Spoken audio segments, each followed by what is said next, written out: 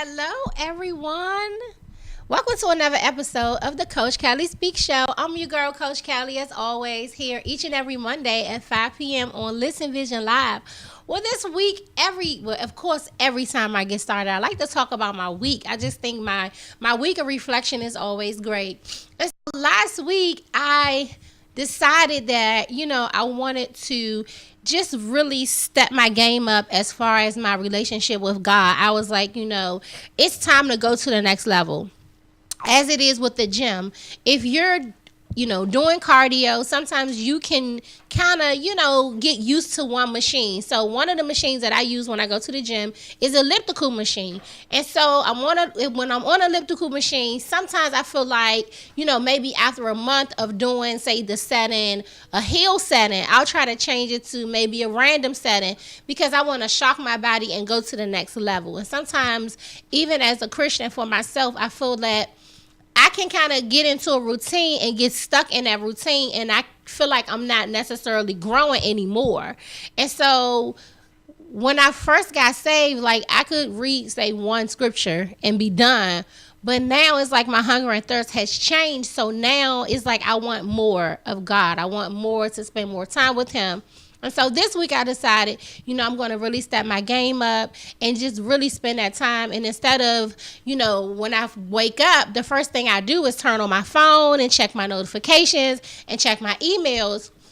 Because that's something that I think a lot of people do. As soon as we wake up, we grab our phones and we just kind of see.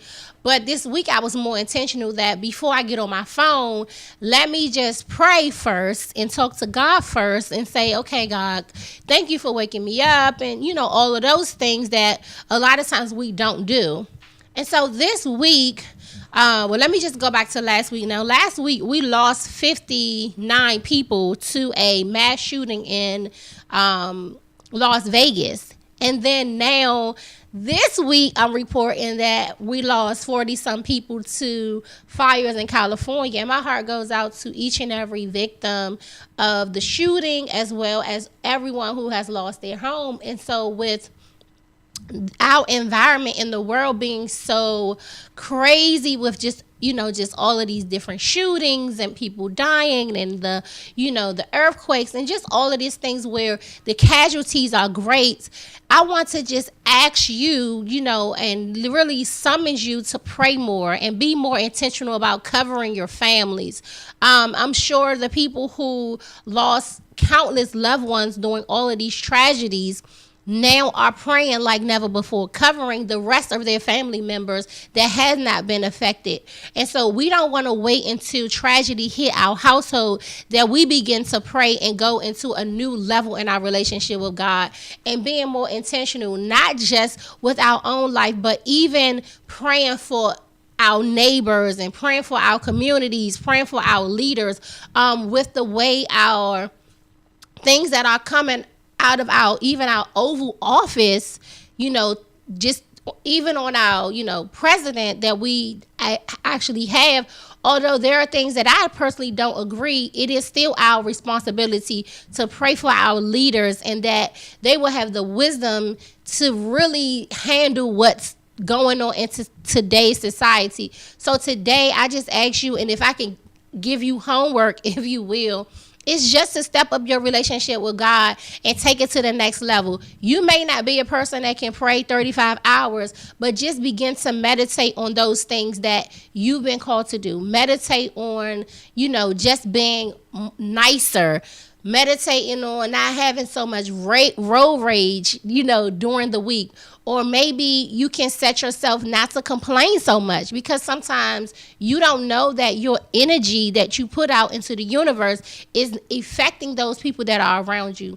And so I believe that when you pray, I believe that when you meditate, you work on your emotional intelligence. And through mastering your emotions, you have to practice silence. So when they say, taking these moments of silence and these times of reflection, it's so that you can really gather yourself and really think about what had just taken place. And so before we just, see something on our timeline and just stroll up, when we see someone that has, a RIP or RIH, and, now you're seeing people just, asking for prayers like never before.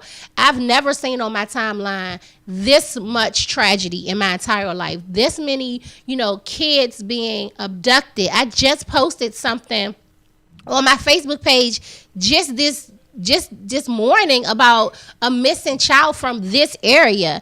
Yesterday when I was in church, there was an Amber Alert going on, and everyone in church got the Amber Alert all at one time on yesterday when I was in church. So we have to step up our game and pray and use our kingdom authority like never before.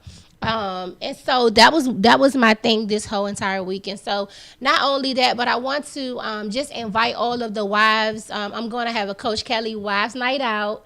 Of course, we had our Girls Night Out. It was absolutely amazing. We had 83 people register. And so we're looking with this expectation that there'll be just about as many wives to be a part of this, because I do believe that it is a season where iron sharpens iron, and that we are accountable to one another. And so I'm so excited about today's show. We're going to have a quick commercial, and we're going to be right back with Janetta.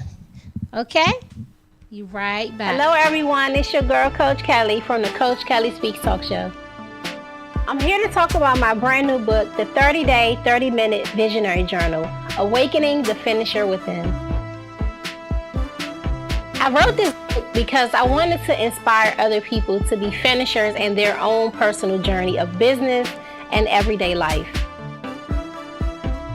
So writing this book has really helped me to organize my thoughts a lot better, and has also just made me look at things different and not put so much pressure on myself, because before I would try to compile so much information in at one time, but now it has slowed my pace down a lot, and I'm able to really plan things out in a 30-minute manner.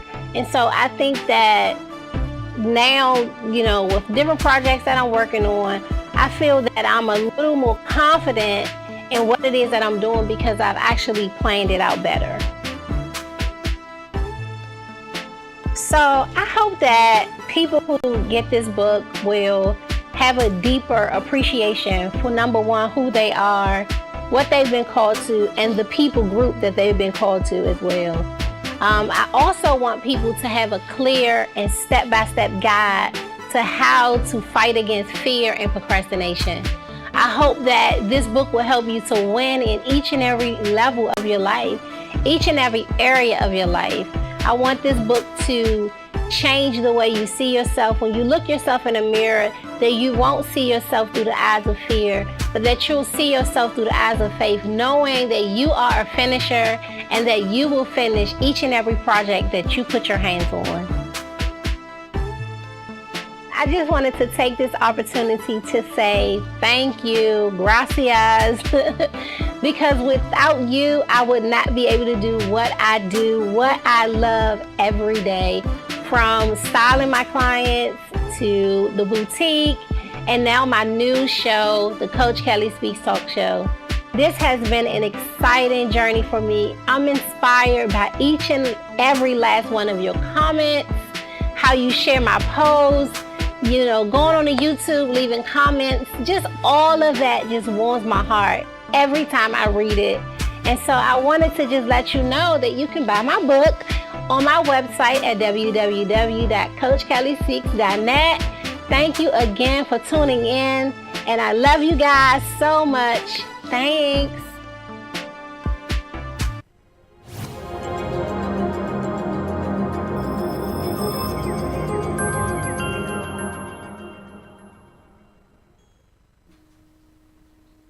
Hey everyone, and welcome back. I am here with Janetta. Hi. Hey, say hey, Janetta Howard.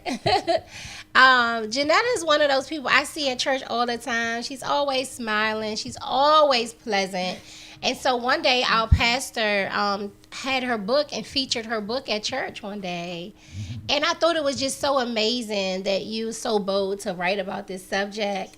And it's just funny because I don't know if I told you, but my son one day, he was looking at something that was inappropriate.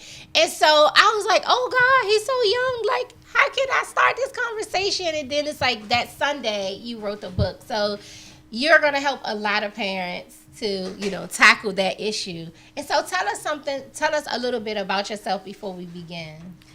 Well, I love talking about purity. It's one of my favorite topics. I'm somebody that's very bold when it comes to talking about sex, purity, love, marriage, because these are some important topics, and really purity and sex, they affect everybody, young and old. And as a child, I was actually exposed to pornography at the age of 9, and it's something I found in my own home. I didn't have to go out and be exposed to it. I found it in my own home. And as a result of that, it really affected me in a negative way. And so as a child, I was trying to express myself sexually, not even having a full understanding of what sex was or sexuality was. So thankfully, I got saved at the age of 19, gave my life to Christ. And when I was in my early 20s, I really started learning about purity. So my goal is to share this message with parents, to not be naive, that we need to talk to our children about sex early and often so that they don't fall into the same thing that I fell in and so many other children are falling in. Yeah, and so just the way the world is, it's just like it's everywhere. Yes, it is. It's in the music, it's just in everything. And so kids are so innocent, they don't know, and I remember one day my son was doing something and he was just like, damn, I was just like, oh, okay, does he know what that means? Mm-hmm. So, instead of me spanking him, I talked to him and I was like, do you know what that means? And he was just like, no, and so I knew that, he, in his innocence, I did not discipline him. I just explained to him that was a bad word. That's not something that he's supposed to use. And so sometimes kids will find they're so prey to it. Right. Just by being a part of the society that we live in. Right. Yeah. So tell us, why sexual purity? Why did you become such an advocate for it? Well, once I found out about it, my whole mind was blown. I was like, wow, this is the reason why God has set boundaries in place. God has something so wonderful for us, and it's a very powerful thing, and that's why Satan is after it, and he wants to get us perverted as soon as possible. So I love children. I have 3 of my own, so I love children, and my heart is just to protect them. So that's why God was like, it's uncomfortable to share your story, but I need you to share it, because there's too many people suffering in silence and too many parents that don't know how to tackle this subject. So I'm here to help them. Yeah, okay. So what inspired you to write this book? Well, I wasn't thinking about writing this book. It wasn't something I thought of in my mind, that's for sure. But one night I was sleeping and I woke up like in the middle of the night, and God spoke to me. He said the ABCs of purity, and I said, what? And so he literally gave me A through Z of ways that parents can talk to their kids about sex. So I just wrote it down, and then he began to reveal more. He was like, you need to share your story. And my story is not something that I just go up, hi, I'm Janetta. I was addicted to pornography as a child. Nice to meet you. Who's openly sharing like their secrets and, their sins like that. Mm-hmm. So it's something that I had to be bold and listen and obedient to God to share, because it's not about me.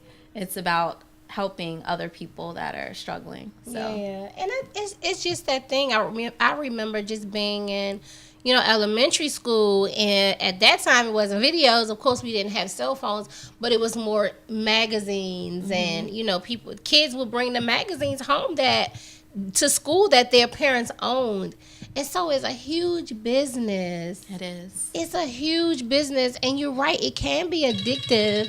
202. Uh-oh, my phone. It can be addictive if you don't know how to manage it. Right. You know what I mean?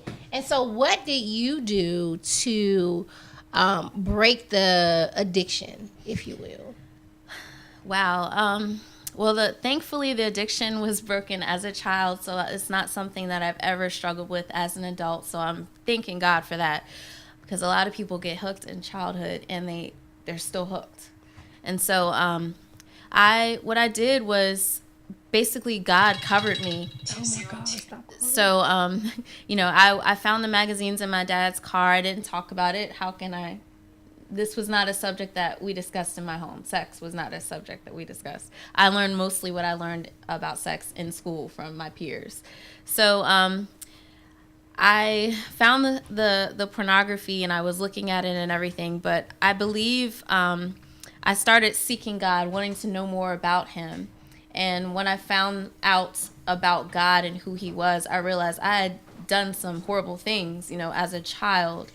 And basically it was the grace of God that broke me of this. I didn't have to go to therapy or anything like that. It was God that broke me of this. I mean, I know that some people actually need to seek help. Yeah. And counseling and things like that, but because it's one of those things that, like you say, it's kind of cliche, and I've heard of even celebrities who will say that they have like sex addictions. And I was watching a movie, and I think it's a Tyler Perry movie, and it's Addicted, and the girl was just talking about, I mean, she wasn't talking, she was addicted to sex. And so she had all these partners, and and it was just crazy just to see it in a lady. You know what I mean? Like, I think society will always kind of push that on a man, but for Tyler Perry to put it in the stance of a woman being addicted to sex, and we all have had those friends who had a lot of partners, and like, oh my God, like she's a whatever they want to call it, but you don't know like that person's upbringing. You know what I mean? It's so interesting, Kelly. Like, you can't turn on the news today without hearing a story about somebody falling sexually. Like, it's all over the news, especially like right now. Like, there's a huge story in the news right now about somebody that was so famous and so powerful that has hurt so many people because of the sexual things they're struggling with. And what I always like to do when I see things like that, I ask myself, what happened when they were a child? The abuser, what happened when that abuser was a child? Because I believe it all starts as children. Yeah. And that's why it's so important as parents to protect our children and to talk about sex with our children and to train them to be pure so that they don't become abusers, so that they don't become people that are abused even. If you give them the proper knowledge, how to say no, how to protect themselves, you don't put money in front of your purity.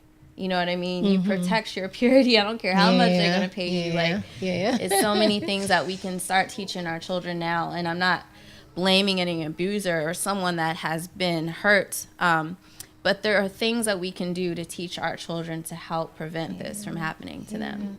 I was looking at your live, and that was one of the things that you were talking about is like, even having sympathy for people who,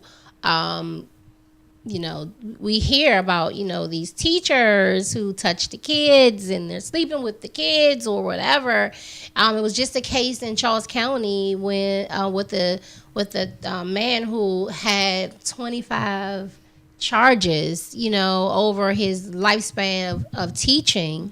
And like you say, you don't know what this person is doing at home. And, thank God there are schools that, have those purity regulations within the teachers.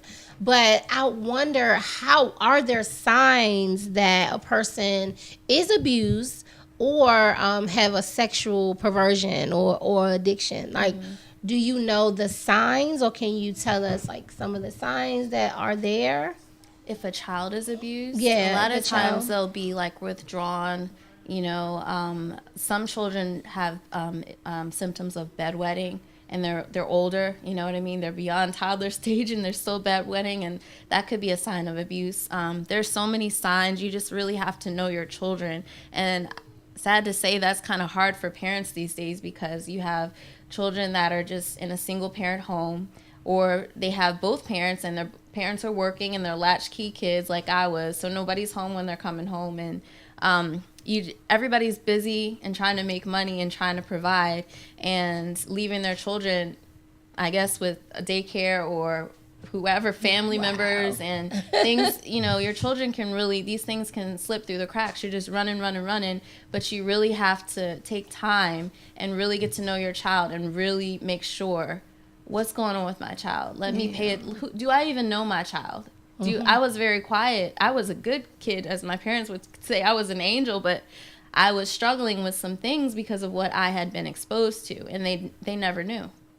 Wow. And you're right. I mean, as a parent, you're trying to balance, being a mom and, having a business like myself. I have several businesses. And so, a lot of times my kids are with me. My kids are with me now in the studio, and so if I'm doing vending events, a lot of times my kids are with me. When I'm doing my promo videos, my kids are with me. Like, they're holding my lines, I've tried to spend as much time that I can with my kids, and so that's why I bring them into what I'm doing, so that I can at least have that time with them. And I just decided to just work 3 days out of the week, which is a sacrifice. And so you do, I noticed just within a $20 decline in my business right away, in parallel to where I was projection wise last year. But it's okay because I am spending so much more time with my kids. When my son, he asked me today, can you pick me up from the bus stop? Okay, I'll pick you up from the bus stop. My other son, well, can you pick me up from school? So I had to make those adjustments in order to be that mom. And then, there's an unexpected check in the mail, so it always covers it. But, there's always some blessing. So I'm a mom, and you can put your kids first and you still can be successful. Yes. I'm a living witness of just being a mom and a boss at the same time. I call it a wifey-o, a CEO, just me being really busy. I have to, a lot of times I meal prep. I'll get up, if I have to be at the salon at 9, I'm up at 6. I'm making spaghetti at 6 in the morning. Sometimes when I leave the salon, maybe 9 o'clock at night, I'm cooking to 10:30, and just making my husband lunches. So, money is important, but I could not imagine having my kids constantly in someone else's care to protect them. And many parents don't have that choice. That's not their reality, that they're an entrepreneur and they get to, like me, I'm actually blessed to be a stay-at-home mom. I didn't start out that way. My husband and I were both working in the beginning, but once we had our first son, and I had bad experiences with daycare just because of me, not saying anything bad about daycare, but I really felt like God was calling me to be home with my children, something that my mom wasn't able to do with us, something that I really wanted to do with my children. And my husband's in the military, so it was really important for me to be there because he works a lot. But for the parents that can't be there all the time, you really have to pray, like you were talking earlier. Holy Spirit can be there all the time. God is always watching, even when we can't. So it's important to really pray over your children and be there as much as you can. And if you have to leave them with someone, make sure that you know who you're leaving them with. Yes. There was a statistic in RAIN, which is the child abuse, people that help with the child abuse. And they said that over 90% of abusers, your child knows. You know what I mean? It's somebody that your child knows, that the children that are getting molested is somebody that more than likely is somebody that they know. So you have to examine your circle. Who's in your circle? Who's watching your kids? Is it family members, friends, sometimes your boyfriend, which is scary, It is. Yeah. And I think you have to watch people. I mean, I can relate so much to this because I'm with the women all the time. So being a stylist, it's like, a lot of times I'm like, my clients are giving me information. They're sharing information with me about, their mom's boyfriend when they were in high school, made passes at them. And a lot of times the moms didn't believe them because they didn't want to ruin those relationships. And especially I can't even just say in African-American communities, but that's just a community that I connect with. I see that it's almost like they have this concept of, what happens in the house stays in the house. And a lot of times it kind of immobilizes the child. And you have grown adults that's still struggling with past traumatic experiences. Yeah. It's so true. And these secrets, they need to be shattered. You need to open your mouth and tell somebody, because children are dying every day because nobody's opening their mouth. Somebody knows what happened and what's going on. Whether you want to acknowledge it or not, I don't care how much you love your boyfriend, fiance, husband, even if it's not the child's father. Sometimes it is. But you got to put your child first as far as stand up and listen to them. And if they're telling you something, why would a child make something like that up? Yeah. Most of the time, they're telling the truth. If they're coming to you, believe them. Believe them. Yeah. So how do you balance being a mom and an author and a wife? How do you do all of those things well? Balance is the key. I mean, sometimes I know I don't get it all right all the time. Try to put my family first. My ministry is so important to me because I not only care about my children, but I care about all children. So that's the call in my life. I care about all children being safe and protected. Sometimes I have to stay up late at night, wake up early in the morning. All my children, I have 3 kids, and they're all 5 and under. So they're very needy. They can't do a whole lot on their own. So, but I try to put my children and my husband and God first, and then everything else comes after that. Yeah, I love that. So we're going to take a quick break, and we're going to do a commercial, and we'll be right back.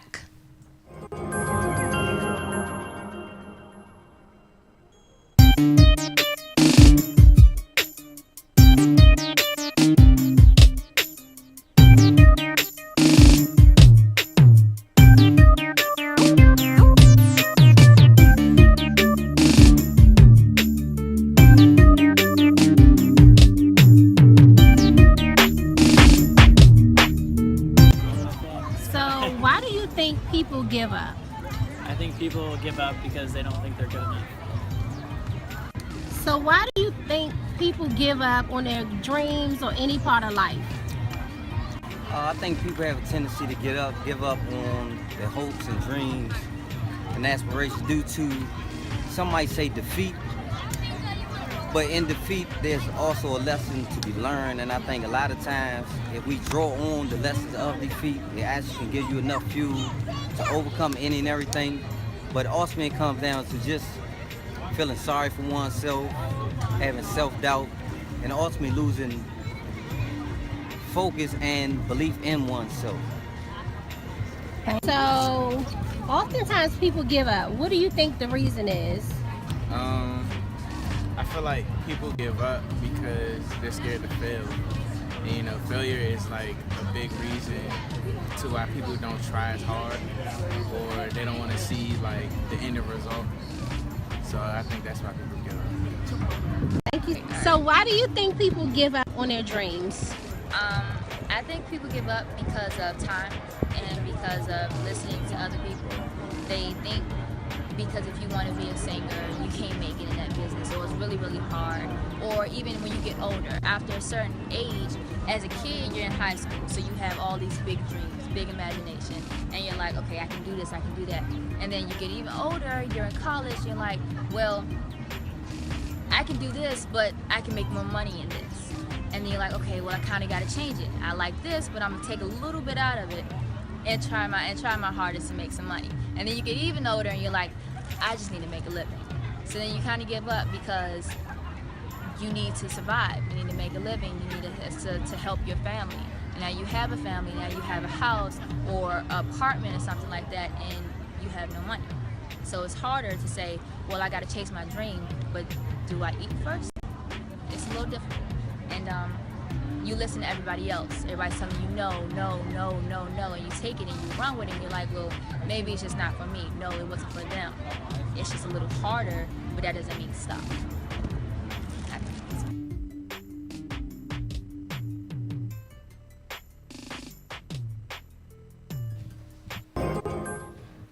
Hey everyone, welcome back to the Coach Kellie Speak Show. I'm here with Jonetta.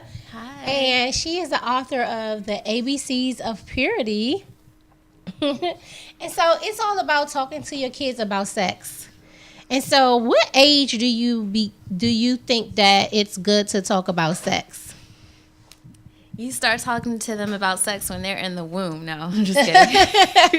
I mean, I really... Don't you do that. Don't you say... start praying over their purity when they're in the womb. Okay. But I mean, my babies are 5 and under, like I said, and for my oldest, I started talking to him when he was about 3. 2 to 3, I would say, and it's not like talking to them about like how man and woman come together, but it's sexual things. Like when we're doing bath time, Mama, why do I have a vagina? Daddy, why do I have a penis? You know, they're still going to start asking questions about their body. They're trying to learn themselves and figure out who they are. So when we discuss the different body parts, I don't skip over those parts. I stop right there and I'm like, okay, these parts are special. You know, we have to protect these parts. We have to cover these parts up because, you know, this is the reason why God has given you these parts. You know, these parts are not for everybody to see. And here's what happens if someone tries to touch these parts. So I started like that, like when they were toddlers, we had the conversations about body. And right now with my 5-year-old, we talk about purity. We talk about that your body is to honor God. You know, that's what your body is for. My 5-year-old, we're talking about kissing right now because he's cute and girls like to run their hands, and women and grown women like to run their hands through his hair, and like grown women like to do that. No. And so, no. Or they try to. But I have to already let him know, you don't just let anyone try to kiss you or anything like that. No, you know, no, your lips no. I have a little rhyme that I say with him. It's like, we're going to save your kisses for your misses. And he says that himself. I'm going to save all my kisses for my misses. So he knows that I'm training him that kissing is for marriage, you know. And so it starts, I would say, in toddlerhood. And in my book, I have a chart that tells you based on how old your child is, what they need to know at that age. So I start early. Yeah, I think it's good to start early. I mean, taking it from my experience, you know, like I was like, oh, my son's so young. And I remember there was an episode of Blackish, and his daughter Googled sex.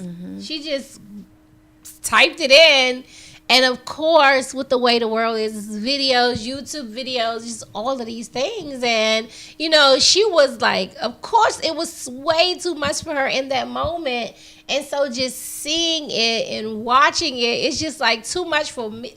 I'm telling you, like on Wednesdays and it's like hump day, I'm like, I don't want to go down my timeline. So sometimes on Wednesday, I don't go down my timeline because there are a lot of people that I know personally, even people that go to my church. Like I can go on their page and I mean, they may have never posted anything about hump day. And then that day they'll post a picture and I'm going, oh my God, like I'll never forget this guy inboxed me. And of course I knew him. And he inboxed me something that wasn't quote unquote right. So of course you have to block the person. And I don't know if it was someone from high school. I can't remember. But either way, like I had to block him. And then I put a post. I had to put a post up saying, hey, I'm going to block you. Like, don't inbox me, fellas, because I'm married. My husband is all sources of affection for me. Like, because people will try you. So I understand. Like, people cross boundaries. They do. Even in your adulthood. And so for my son has these real long, pretty eyelashes. And women always come up to him like, he's so cute. And, you know, they want to rub on him. And I'm like, I get that, girl. I know. I'm like, you don't touch it. Don't touch. You're a grown woman, and there's women that are after little boys, just like men are after. Some men are after little girls. It's really And so I think Tyler Perry said that he, when he was like 7, was molested by his neighbor, and I'm thinking, who wants a 7-year-old? What is wrong with these people? And so it's just a conversation that you have to talk about. And you are my first guest that we've ever talked about this subject. And I thought that it would be just so good, especially with this month being domestic violence. And sex against a child is domestic violence. You know, incest is domestic violence.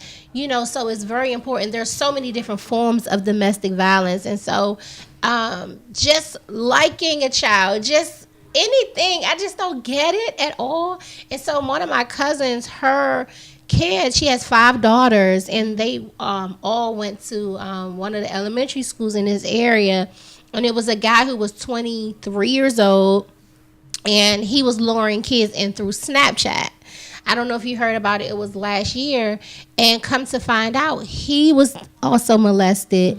And so my cousin right away, she brought her daughters in. They had that conversation, and that's when the conversation about sex came up in that situation. So you're right. Kids don't know, and when you bring it up, and it's like I don't want to talk about it and change their innocence. So how do you keep their innocence when you start talking about that? Well, I mean, sex is a good thing. Like, it's a great thing, and God created it. And so I don't have any fear about talking about it with them, because in an age-appropriate way, of course. I'm not going to show them videos right now, but God talks about it all through his word. He's not ashamed of it, and I'm not either. And I teach them, don't be ashamed of your body, the way that God created you, the fact that you have a penis or a vagina, the fact that you're a boy or a girl. Embrace your body because God gave it to you. And so I just it's a positivity when I talk to them about it. I give warnings like protect yourself, cover yourself up, things like that. Don't let anyone touch you. But as far as sex, what I tell my 5-year-old right now is that sex is for marriage.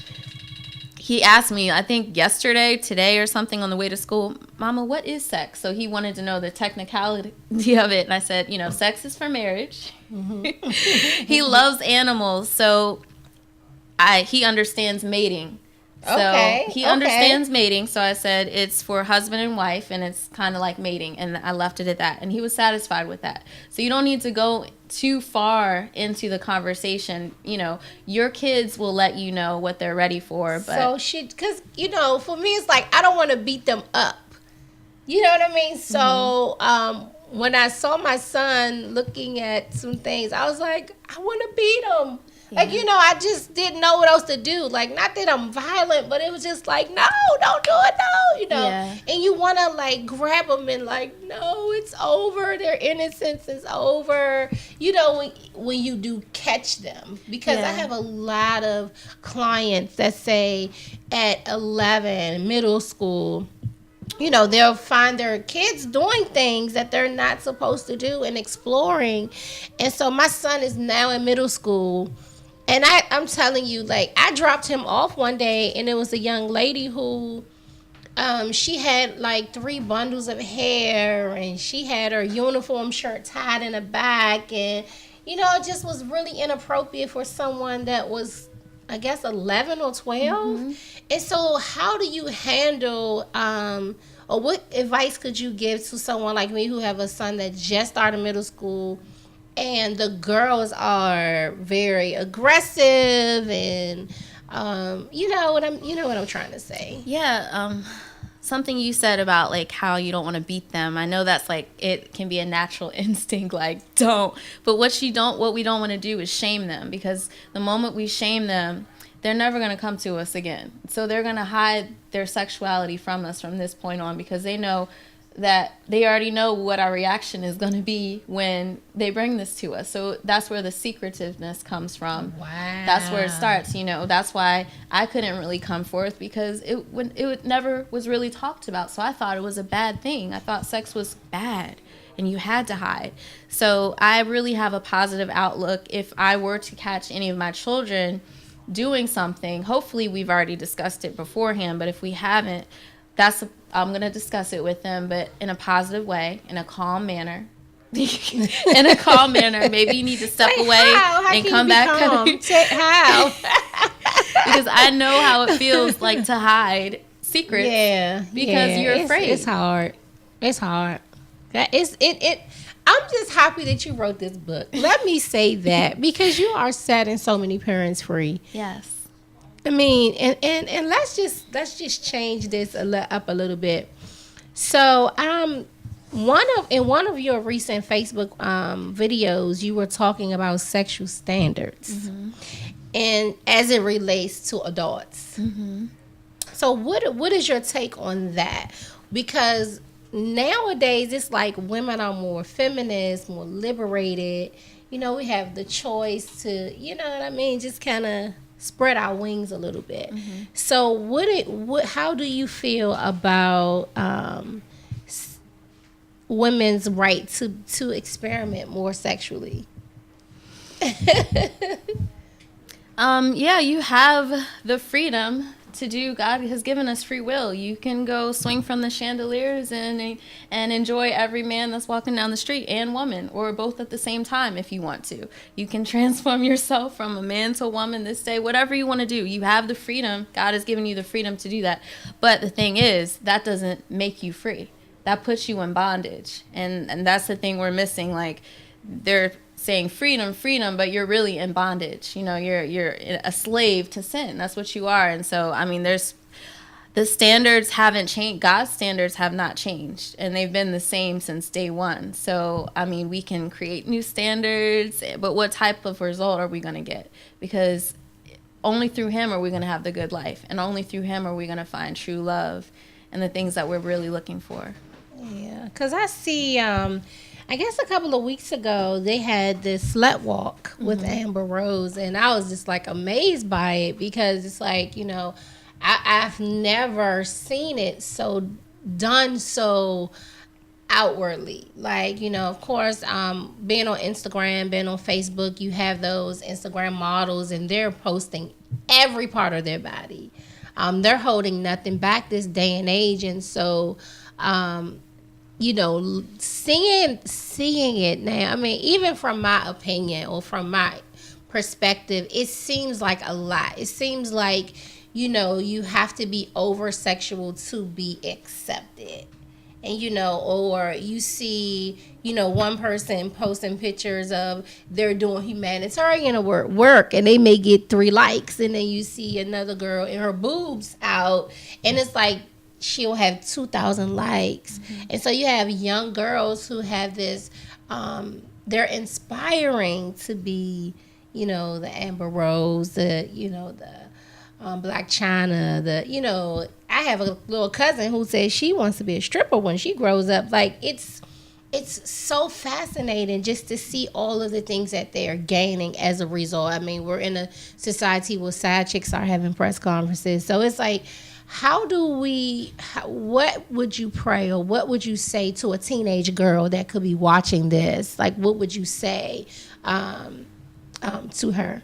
I mean, I would say that all that glitters isn't gold. I mean, I know that's a cliche. We've heard that many times, but Instagram is fake and phony, and only God can see what's going on inside of a person's heart. And a lot of times that heart is broken into a million pieces from all the men that you've given yourself away to and have rejected you and are no longer with you, all the divorces you've had, all the abortions you've had. I used to volunteer at a pregnancy center in Baltimore, and these girls would come in there and they'd be on their 2nd and 3rd abortions, but they came in there alone. The boy that impregnated them was nowhere to be found. Their mama wasn't found, their girlfriend. They came in there alone, and they were scared, and they were looking for help.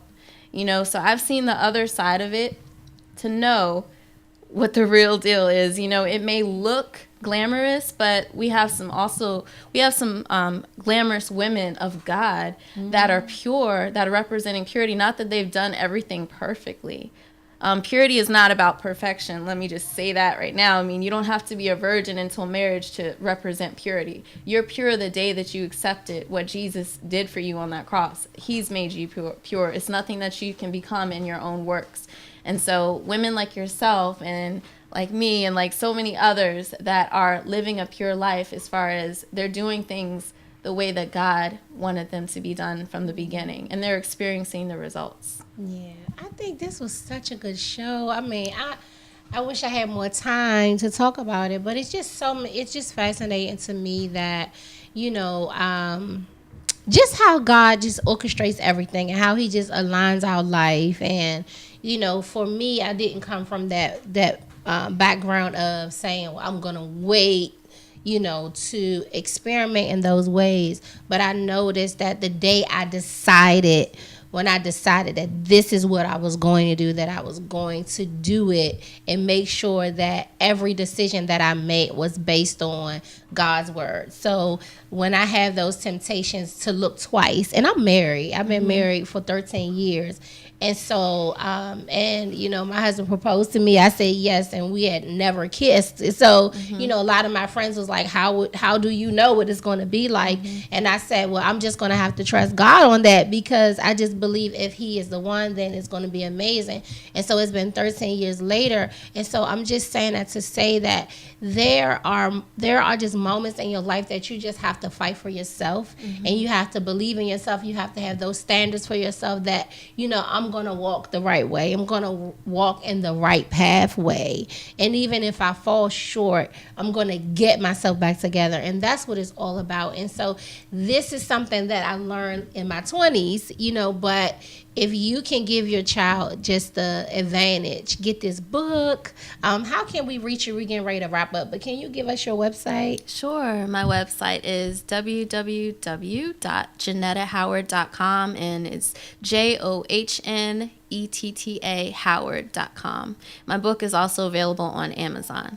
Yay. I have a copy. Both of my kids have a copy. And even your first book as well. And so we thank you so much for being a part of the Coach Kellie Speak Show. We have to have you back on again. Love to come back. And we will see you next week. Bye.